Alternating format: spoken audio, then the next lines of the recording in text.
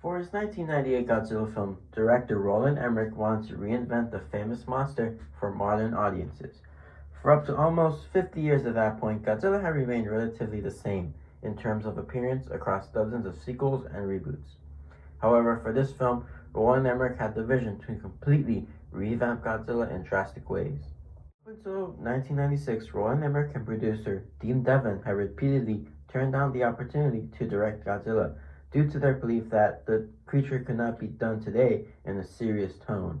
However, Toho and TriStar were not able to find any directors to take up the project. This gave Roland Emmerich the opportunity to have creative control over the project, and then on, deciding to take on the role of director. With this newfound creative control, Roland decided that this Godzilla would be more animalistic, cunning, and fast, unlike the lumbering mythical beast of old. He emphasized the speed and agility of this Godzilla and tasked the talented Patrick Tatopoulos with designing this version of the monster. Patrick was already a longtime partner of Roland and Dean, having worked on their two previous films, Stargate and Independence Day. Taking Roland's notes of speed and agility, Patrick got to work on redesigning the famous King of the Monsters, and as we can see from these initial sketches, he started out with some very recognizable elements we've come to see as the classic Godzilla. Already we can see how these new changes influenced the early concepts for the design, being very reptilian, sleek, and dinosaurian, more so than any Godzilla we've seen before. These early designs leaned heavily into the sleek and gothic aesthetic of Patrick Tatopoulos, and from these we can also work backwards to see the influence from Patrick's designs on the Super Mario Bros. Movie. It's clear that Patrick was keen on instilling this Godzilla with elegance and animalistic fury. Some concepts depict him having his traditional-looking dorsal plates slowly refining themselves into the curved shark fin-like spines we see in the final film. Interesting to note that Patrick described them as wanting to have the look of frozen fire.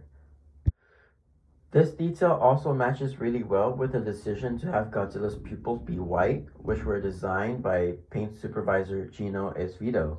Some sketches also include the traditional atomic breath, which eventually would be turned into the more power breath that we see in the final film. These sketches seem to give Godzilla a snake-like mouth for which Godzilla exhales his atomic breath. Patrick had produced many sketches up to this point of this new Godzilla. However, he chose to show Roland only a handful of his best work, and the one that won out was this sketch right here. This sketch would prove to be both his and Roland's favorite of the bunch. From that moment, Roland knew he had his Godzilla. This was a sketch that would also eventually be turned into a larger maquette and shown to Toho for approval. It was this design that shocked the Toho executives, who had to deliberate for a day before approving the design. This was still not the final design, however. Both Toho and Patrick would make further changes to design, refining it into the sleek, awesome model we saw for the final film.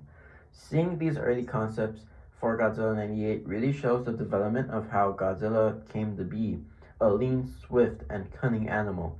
It would be appropriate to show you the abandoned Bond design, which was scrapped by Roland for not being right for today's times.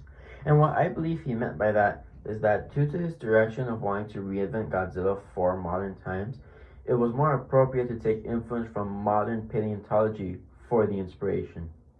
It would be as if they had invented Godzilla at that moment, and so seeing Patrick's early work and designs, it makes it clear how the 1998 Godzilla really came to be. And as drastic as it is, the design still retains many elements of the classic Godzilla, from its nuclear origins to its dinosaurian stance to the dorsal plates along its back. It doesn't do anything to disassociate from what we know Godzilla is, and keeps in line with what was done to create the original Godzilla. From that point of view, I believe Roland did succeed in creating the Godzilla of the modern day.